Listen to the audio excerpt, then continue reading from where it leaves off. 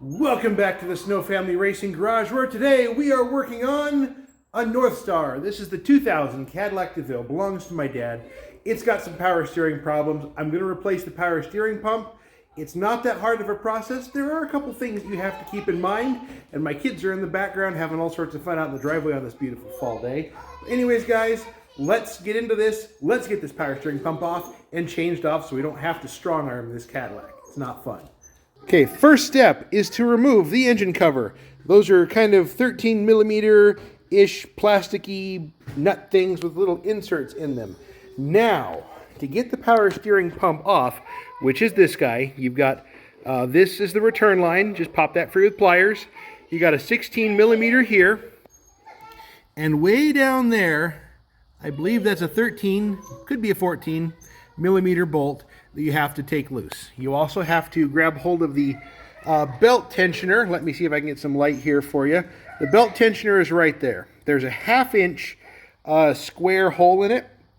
You can grab hold of it with a breaker bar, especially if it's got a thin head, or if you have the right tool of a serpentine belt tensioner, undoer thingy-majig, you can use that. I may put a link to one of those down in the comments for anyone that's interested, but we're going to get that knocked free, just putting a 1/2 inch breaker bar in it, going tweak, take the serpentine belt off the pulley up here, getting those connections off, and we're going to go from there.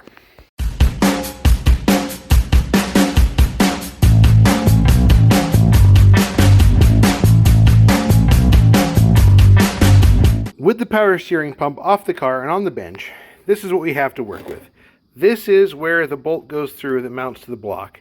We do need to get this aluminum carrier off. It's got that bolt and a nice little machine lip that just kind of goes into place and bolts down and is held captive there. So we got to get the power steering pulley off. There is a very specific power steering pulley puller. Don't try and use a 2-jaw puller. This pulley has a couple of scars like that's happened before, but it just hooks over the little grooves there and pulls everything off. So let's get this thing going.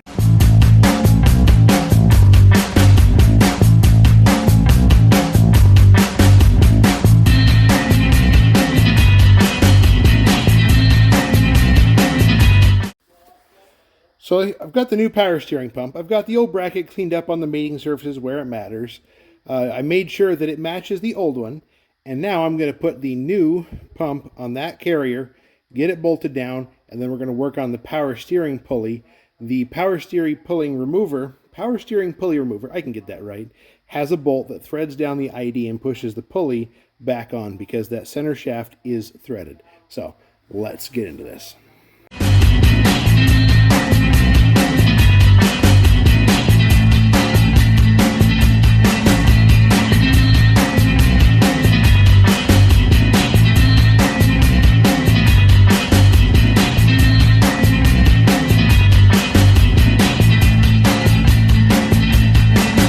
So on the pulley reinstall, I had to hold it a bit harder than I was expecting. I did put it in a vise right here. Not hard enough to hurt the pulley, but just enough to put some friction against the pulley and hold it in place. There's no marks on there. It's clean, just before anybody freaks out and says, "Oh, you're not supposed to do that." Yeah, I know. I didn't do it hard enough to cause problems. Use your head, guys.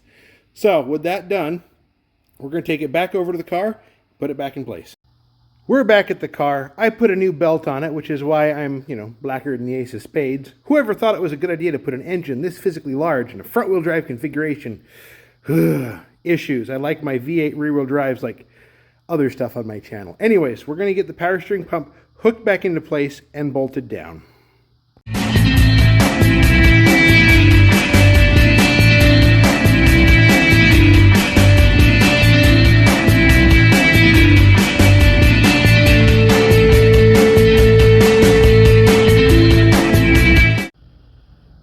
Quick problem, the return line right there that goes into the reservoir, on the old reservoir it went straight in. This one is kicked up at an angle, and my return line isn't quite long enough to get on there. I'm going to have to look at this for a second and get back to you.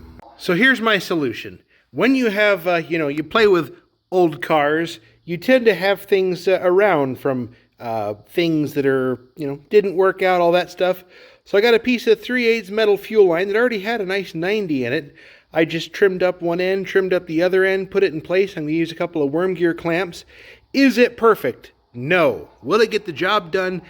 Absolutely. And it saves me from having to replace the power steering line and hope that the new one would be a little bit longer, because I could replace it and still have this problem. So, yeah, never throw away your old parts. Just keep that in mind. I also realize that I don't have a clamp on that end. It's right over there. This was preliminary testing to make sure it was going to work. So I'll get that clamp on it.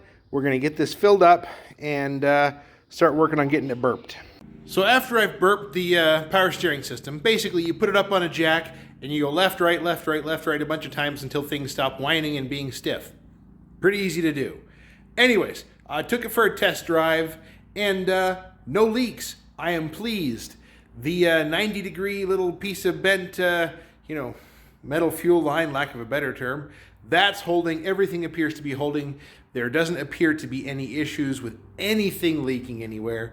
The new belt is exactly the way it should be, but, that's just one of those things. I was there. The old one was soaked with oil. What the heck? Let's just replace it. So, guys, thanks for watching. I'll drop some link in the description of some of the tools that you saw used here. I've got some Skil tools that I'm very pleased with. And anyways, thanks for watching, guys. We'll catch you next time. Make sure you like and subscribe and all that good stuff. We'll see you later.